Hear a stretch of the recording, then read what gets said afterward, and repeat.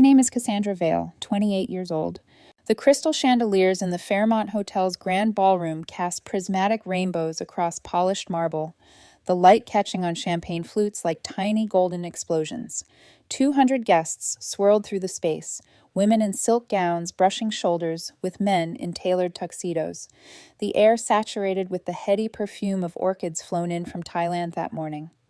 A string quartet played near the grand staircase, their bows moving in perfect unison as though every note had been rehearsed for decades. It was my brother David's engagement party, a spectacle that cost more than most people's annual salaries. The kind of event you'd expect for a visiting royal, not the celebration of a corporate lawyer marrying into old money.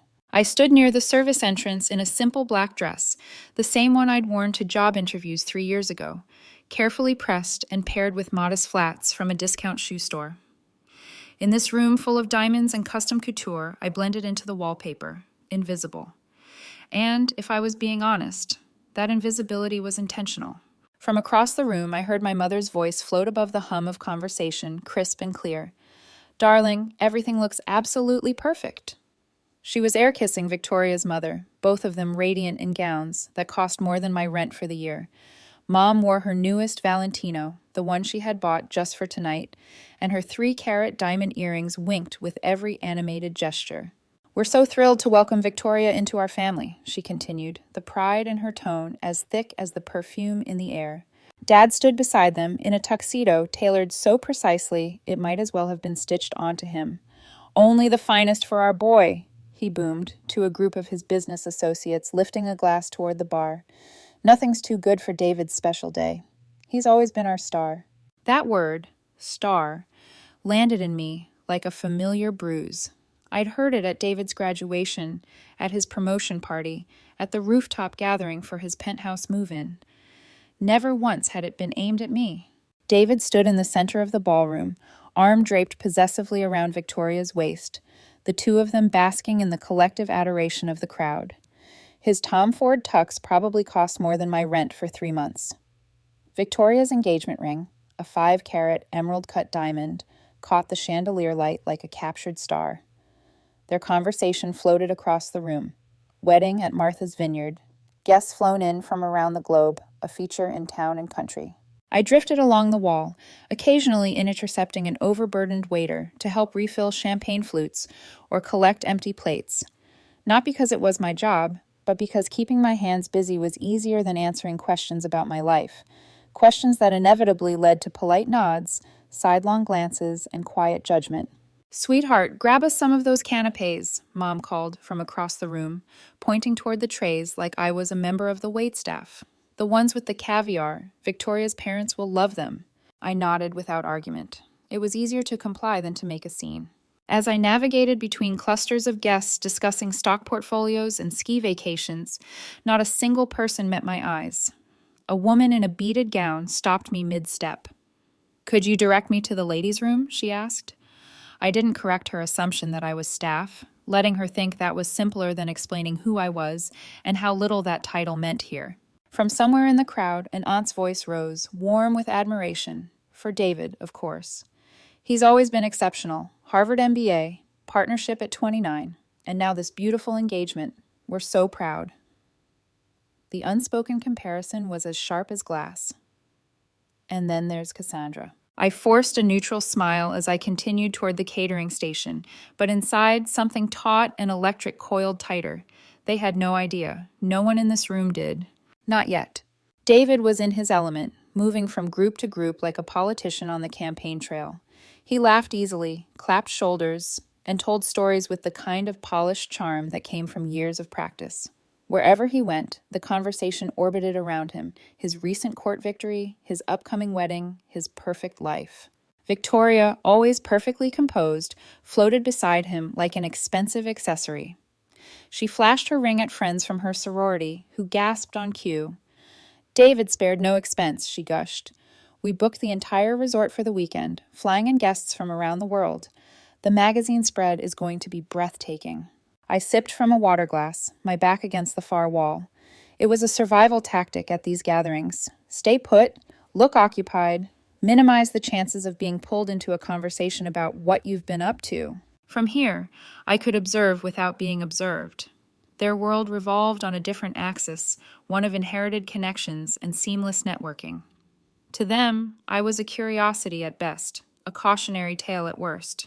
A cluster of Dad's colleagues passed by, their voices low but carrying. "Shame about the sister," one murmured. "Pretty girl. Just never did much." My jaw tightened. I'd learned to let comments like that wash over me, but tonight each one seemed to catch and stick, like burrs clinging to fabric. I caught sight of my parents standing with Victoria's mother again. Mom's smile was effortless, the kind she wore when aligning herself with people whose approval mattered. Dad was already halfway into another monologue about David's meteoric career. If I didn't know better, I'd think I was watching a sales pitch. At the edges of the room, waiters in crisp white jackets moved in synchronized patterns, replacing empty champagne flutes and restocking canapes. I fell into step with one of them, helping to clear a cluster of abandoned plates. The waiter glanced at me, surprised. "You don't have to—" "I know," I said quietly. "Old habit." He gave me a small nod of understanding before disappearing into the kitchen. Somewhere inside, a part of me wanted to laugh at the absurdity of it all, this glittering cage my family called life. Every interaction was a performance, every smile a carefully measured currency. And me? I'd been left out of the script entirely, except when they needed a prop to set off David's shine. What they didn't realize was that I had my own script, one they'd never bothered to read. And if fate kept its current course, they wouldn't just read it tonight, they'd be in it. I didn't know exactly when the turning point would come, but I could feel it gathering momentum, like the slow, unstoppable pull of an incoming tide. Around 10 o'clock, the sound of a champagne flute being tapped with a silver spoon cut through the hum of conversation. David stood in the center of the ballroom, his arm around Victoria, both glowing under the chandelier's light. The string quartet's final note faded into silence. "If I could have everyone's attention," he called out, his voice smooth and commanding. Heads turned, conversations halted, and a hush settled over the marble floor. I stayed where I was, near the service station, still holding an empty tray from helping one of the servers. Years of family events had taught me that staying in the shadows was safer, but David's eyes were already sweeping the crowd. "First," he said, flashing his best practice smile, "Victoria and I want to thank you for being here tonight. Your presence means the world to us as we celebrate this next chapter in our lives together." Polite applause rippled through the crowd. I could almost feel the collective warmth flowing toward him, the same warmth I'd spent my life watching from the outside. "And said," David continued, "I want to introduce Victoria's parents to some of our family members they haven't met yet." He paused, scanning the crowd again. His gaze landed on me, and the corners of his mouth curved upward in a smile I knew too well. Not the kind that welcomed, it was the kind that warned. "Victoria, Richard, Eleanor," he called, gesturing toward my corner of the room. "Come meet my sister Cassandra." I felt 100 pairs of eyes shift in my direction as they began making their way over. Every step they took felt like the slow closing of a stage curtain, trapping me in a scene I hadn't agreed to perform. Memories flickered unbidden. My 12th birthday, when David made a joke about my art phase that had the whole table laughing, the college graduation dinner, when he casually mentioned my gap year that had actually been spent caring for our dying grandmother. He always did it the same way. Just enough humor to make it seem harmless. Just enough audience to make it sting. Victoria approached first, her smile flawless, her dress a cascade of silk that caught the light like water. Her parents followed, Richard, with the easy charm of someone who had never needed to earn a room's respect, and Eleanor, with the kind of elegance that wasn't worn so much as inherited. For a brief second, I let myself imagine he'd keep it polite this time, that maybe, just maybe, he'd surprise me. But David never wasted an audience. "Meet the family failure," David announced with theatrical ease, his voice pitched just loud enough to carry to the nearby guests who had started gathering. It landed like a slap. A ripple of polite, restrained laughter moved through the circle, polite in tone, cruel in intent. "Cassandra's been exploring her options," he continued, the smirk deepening. "Still trying to figure out what she wants to be when she grows up." I stood perfectly still, tray balanced lightly in my hands, every muscle locked in place. Around us, people smiled and chuckled as though he'd just delivered a clever toast. They didn't see the precision in his words, the way each syllable was a blade honed by years of practice. "Oh, David," Victoria said with mock admonishment, swatting at his arm. "You're terrible. I'm sure Cassandra is wonderful." Her tone, warm on the surface, had the same hollow quality as a hostess complimenting a guest's off-the-rack dress while wearing couture. Richard's handshake, firm at first, softened noticeably. Eleanor's smile tightened by a fraction.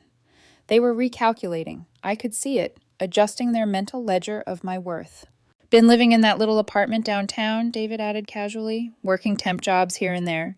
We keep telling her something more stable would be good. Maybe retail management, something with a steady paycheck." A second wave of laughter followed, quieter this time, the kind of laughter people use to mask discomfort while still playing along. I caught movement at the edge of my vision. Two guests discreetly lifting their phones, recording. "She's always been the artistic type." Mom's voice floated over from somewhere in the circle. "Very creative, very idealistic. We thought she'd outgrow it eventually, but, some people just like chasing dreams." Dad gave a solemn nod, as though this was a family challenge they'd been patiently enduring. "We've offered to help her get into something more traditional. David has connections, could get her a chance despite her unconventional background." The words pressed in like the air before a storm, heavy and electric. I could feel my heartbeat in my throat, not from embarrassment, though that was there, hot and sharp, but from the effort it took to stay silent. Because deep down I already knew, the longer I stayed quiet, the sweeter the turn would be. And something told me the turn was coming very, very soon. The circle around us had grown thicker, a cluster of expensive fabrics and polished shoes closing in like petals around the center of a poisonous bloom. From somewhere behind me, I heard the faint clink of silverware on porcelain, someone pretending to be distracted, but leaning in all the same. The performance was too good to miss. Victoria tilted her head, giving me the kind of smile you'd offer a distant cousin you met once at a wedding. "Some people are just late bloomers, I suppose," she said lightly. The phrase floated in the air, landing with the gentle weight of a velvet-wrapped brick. A few of her friends nodded sympathetically, their eyes already glazing over in polite disinterest. I recognized the look. They were mentally moving me into the not worth networking with category. "Cassandra's always been different," David added, his tone almost indulgent now, like a pet owner excusing a dog that chews the furniture. "Marches to the beat of her own drum, never quite understood the value of conventional success." A few low chuckles, the kind that carried more judgment than humor. And then, almost imperceptibly, the air shifted. Victoria's hand, which had been resting casually on David's arm, slipped away. She had her phone out, thumb flicking across the screen with a kind of restless curiosity. At first I thought she was scrolling to escape the awkwardness, but something in her posture changed, stiffened. Her gaze froze mid-swipe. Her lips parted slightly, but no words came out. The conversations around us continued in a low, expensive murmur, but I could see it, the beginning of a crack. The moment where the script she thought she was following no longer matched the lines on the page. And I knew the turn wasn't just coming. It was here. Victoria's phone screen glowed faintly against the soft lighting, casting a pale reflection onto her face. Her expression was unreadable for half a second, then it shifted into something sharper. She blinked once, twice. Her eyes flicked to me, back to the screen, then to me again, as if she needed to confirm I was made of the same flesh and bone as the image staring back at her. "Is this you?" she asked quietly, the words barely carrying over the ambient noise. The effect was instantaneous. The laughter, the murmurs, even the clinking glasses seemed to fade into an unnatural stillness. The string quartet's melody floated on, but it felt far away, like music bleeding through a closed door. David, mid-sentence with one of Victoria's friends, stopped, his brow furrowed. "What?" Victoria turned her phone toward him first, then toward the nearest guests. The glossy cover of Forbes filled the screen. A woman in a sleek charcoal suit standing before a wall of floor-to-ceiling windows, the city skyline blazing behind her. Headline in bold: "The Disruption Queen: How Cassandra Vale Built a $3.2 billion AI Empire in Secret." The silence wasn't just quiet, it was charged, a vacuum pulling every eye, every thought toward the glowing image in Victoria's hand. David's mouth opened, then closed again, like someone searching for the next line in a speech they hadn't prepared for. Richard and Eleanor leaned in, their practiced social poise slipping by degrees. Around us, guests craned their necks, curiosity sharpening into something hungrier. I looked at the image on the phone, at the headline that had been printed a week ago, but had lived in my reality for years. Yes, I said evenly, that's me. It was the first time all night I'd seen David genuinely speechless. And that, just that, was worth every second I'd waited for this moment. Victoria's voice, once a measured instrument of polite society, now wavered with disbelief as she read aloud. Founder and CEO of Quantum Solutions. Net worth estimated at $4.7 billion, named to Forbes' list of America's most innovative entrepreneurs. The words hung in the air like confetti that no one dared to touch. Someone near the back of the circle whispered, "Billion," and the syllables rolled through the group like a current. Guests shifted their weight, the soft rustle of silk and wool filling the stillness. David's eyes darted between the phone and me, his perfect composure cracking in fine, almost imperceptible lines. The smugness was gone, replaced by something more brittle, confusion, maybe even fear. Richard's expression had gone from faintly indulgent to pale calculation, his jaw working as though trying to chew an idea too big to swallow. Eleanor simply stared, the corners of her mouth no longer lifted, her gaze searching me for some sign that this was an elaborate hoax. I didn't move, didn't smile, didn't offer them the out of making this easier. Victoria scrolled further. Largest tech IPO in the sector's history. Proprietary AI algorithms. Licensed by multiple Fortune 500 companies. Currently expanding into medical diagnostics. Her voice strengthened with each sentence, as if reading my resume might help her believe it. The cameras on the edge of the circle, once raised to capture my humiliation, now focused in tight, greedy frames, documenting every twitch of David's jaw, every flicker in my parents' eyes. And in that moment, the ballroom's hierarchy inverted. Victoria's tone shifted from disbelief to something almost clinical as she kept reading. Quantum Solutions went public 6 months ago with the largest IPO in tech history. Martinez's, she caught herself, Vale's, proprietary AI, has revolutionized financial trading, cybersecurity, medical diagnostics. She paused, scanning the next line. Projected valuation, over $6 billion. A murmur ran through the crowd, the kind that sounded like a collective recalibration of how to treat someone. Richard's hand, which had been resting casually in his pocket, dropped to his side as if the weight of this new information demanded a more formal stance. My mother finally stepped forward, her voice hesitant. Cassandra, you live in that tiny apartment. You take the bus. I live simply by choice, I said evenly. The apartment is 2 blocks from my downtown office. Public transportation is more efficient than gridlock in a Bentley. I have never been interested in material displays. My father's brows furrowed, his pride colliding with something like embarrassment. Why didn't you tell us? I tried, I said. Every family dinner, every holiday, every phone call for the past 3 years. You told me I was wasting my time on computer nonsense. A ripple of discomfort spread through the nearest guests, people unused to watching polite facades fracture in public. Victoria kept scrolling as if unable to stop herself. Multiple patents, keynote speaker at the Global Tech Summit, partnerships with 12 government agencies. I could feel eyes on me now, not as the family failure, but as something else entirely. Yet instead of satisfaction, there was only a quiet, steady calm. Because the truth wasn't new to me. It had just been invisible to everyone else, until now. I let the silence stretch just long enough for the weight of the moment to settle, then met my parents' eyes. You didn't want to understand, I said quietly. Understanding would have meant listening, and listening would have meant believing that I might actually be capable of something. My mother's lips pressed into a thin line. My father shifted uncomfortably, his gaze darting toward the cluster of onlookers. For people who thrived on controlling the family narrative, they suddenly looked like characters in a story they no longer recognized. Richard cleared his throat as though trying to steer the conversation back toward safer territory. Well, clearly you've done extraordinary things, but why keep it from them? I turned toward him, my voice steady, because every time I tried, it was dismissed before I finished a sentence. My worth was measured against David's milestones, and I was always found wanting. David's jaw tightened. That's not... It is, I cut in. And tonight? You introduce me exactly as you see me.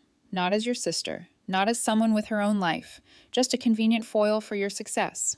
The murmurs in the circle grew louder, a tide of whispers crashing just out of earshot. Somewhere in the crowd, a phone camera's red light blinked steadily. Victoria spoke again, though her voice had softened. "This is going to be public by morning. It's already on social media." I looked around the circle, at faces that had been laughing minutes ago. Then maybe it's time the truth had a bigger audience. I set the empty champagne tray down on the nearest table, the small metallic clink loud in the stillness. "Congratulations on your engagement, David," I said, my tone calm, almost cordial. "Victoria, I hope you'll be very happy together." I turned toward the edge of the circle, but his voice caught me before I took 3 steps. "Wait, Cassandra, we need to handle this." I stopped, half turning. "There's nothing to handle. You introduced me exactly as you see me. That's not a PR problem. It's the truth, or at least your version of it." David's eyes darted to the guests still lingering close enough to hear every word. His smile had vanished entirely, replaced by something that looked a lot like panic. They'll think what they think," I said. "I can't control that, and I don't care to." Around us, the ballroom glittered on as if nothing had shifted. The chandeliers still scattered rainbows across the marble. The string quartet still played something light and forgettable. Glasses still chimed in celebration of a future that, for David, suddenly looked less certain. I walked away from the circle, the soft carpet muffling my steps. Behind me, whispers rose like the sound of an incoming tide, mingling with the faint click of cameras. It occurred to me then, this party wouldn't be remembered for David's toast, or for the imported orchids, or even for the ring. It would be remembered for the moment when the golden child story cracked wide open. And for once, I didn't mind being part of the headline. The cold night air hit me like a baptism the moment I stepped outside. The muffled swell of music from the ballroom trailed after me, before the heavy glass doors closed, sealing the celebration inside. I took a deep breath. For the first time all evening, the air felt clean. Pulling my phone from my clutch, I called my driver. The line rang twice before his calm, familiar voice answered. "On my way, Ms. Vale." I slipped the phone back into my bag and glanced at the line of luxury cars idling near the curb. Sleek machines, gleaming under the golden glow of the hotel's exterior lights. The irony wasn't lost on me. I could buy any one of them 100 times over, yet tonight I'd arrive the same way I always did, quietly, without spectacle. Inside, the party would be recovering, laughter stitched back together with false cheer, as if ignoring a crack could erase it. But the crack was permanent. My phone buzzed in my hand. My assistant. "CNBC wants to move your interview up to tomorrow morning," her text read. "They want to lead with the Forbes cover and market reaction. Should I confirm?" I typed back, "Confirm." "And schedule a meeting with legal tomorrow afternoon. There may be personal matters to address." The screen dimmed, leaving my own reflection staring back at me. Calm, composed, and, for the first time in years, completely unburdened by the need for anyone's approval. The drive home wound through the glittering arteries of the city, neon and street lamps flickering across the car's leather interior. I leaned back against the seat, watching office towers rise and fall in the windows like quiet sentinels. For the first time in years, my thoughts weren't racing with what I should have said, or what I should have done differently. Tonight had stripped that burden away. David's words, my parents' expressions, the guests' laughter, it all felt like the prelude to a symphony whose climax had finally arrived. The reveal wasn't something I'd planned, but in hindsight, it felt inevitable. Secrets only stay buried when no one bothers to dig. Tonight, someone had. The truth was out now, and not because I'd shoved it into the spotlight, but because they'd handed me the stage themselves. All it took was one glossy cover and a headline big enough to pierce the armor of their assumptions. Outside the tinted glass, the city stretched endlessly, windows glowing like constellations in a man-made galaxy. Millions of stories unfolding at once. Ambitions, failures, second chances. Mine was just one of them. But unlike a few hours ago, it was no longer invisible. Tomorrow would bring questions, interviews, and a media storm that would gnaw at every edge of my life. But as we turned toward my street, I realized something profound. The version of me they'd needed, the failure to prop up their star, was gone, and she wasn't coming back. My phone rang just as the car slowed in front of my building. David's name lit up the screen. I considered letting it go to voicemail, but curiosity won out. "Hello." "Cassandra." His voice was tight, frayed at the edges. "We need to talk, tonight." That whole thing. It got out of hand. We can fix this. I let the silence sit for a beat. Are we family, David? I asked finally. Because for 3 years, I've been trying to figure out what that means to you. It means we stick together, he said quickly, desperation bleeding into his tone. We support each other. We work through problems instead of walking away. Where was that support, I asked, when I was working 16-hour days to build my company? When I tried to tell you about breakthrough patents and you laughed? When you introduced me to 200 people as the family failure? He exhaled sharply, the sound of someone cornered. I know we made mistakes, but this is different. People are talking. We can make it right. Some things can't be fixed, I said. And tonight wasn't a mistake, David. It was the inevitable result of 3 years of choices you all made. On the other end, I heard the faint murmur of voices, guests still lingering, no doubt dissecting every moment of my reveal. What happens now? He asked, and for the first time all night, there was genuine fear in his voice. To us? To the family? I looked up at the dark silhouette of my building, the penthouse hidden from street view. That depends, I said, on whether you're capable of change, or if tonight is just damage control. Give us a chance, David pleaded. A real one. Let us show you we can do better. I stepped out of the car, phone still pressed to my ear, the night air cool against my skin. I've been giving you chances for 3 years, I said. Tonight was your chance to see me, without filters, without the narrative you've built around me, and you still chose humiliation over respect. Silence on his end, the kind that isn't about thinking, but about knowing there's nothing left to say. Some damage is permanent, David, I added quietly, and you can't negotiate your way out of it. I ended the call and slipped the phone into my bag. The elevator whisked me to the top floor, opening into my penthouse, floor-to-ceiling windows framing the city like a living painting. Not the tiny apartment they imagined, but a home I'd bought outright because privacy was worth more than showmanship. My phone buzzed again, this time a message from my head of PR. Twitter is exploding. #engagement party. Reveal is trending. Stocks up 12% after hours. Do we issue a statement? I set the phone aside, walking to the glass and resting my palm against the cool pane. The city lights sprawled endlessly, each one a fragment of a story I'd never know. Tomorrow would bring headlines, interviews, speculation, but none of it could change the simple truth. The family failure label had never been about me. It had been about their need for a foil to David's shine, and now that role was dead. I stood there a moment longer, letting the quiet wrap around me. Then, for the first time in years, I smiled. Not the polite, measured kind, but the kind that comes when you finally stop caring who's watching.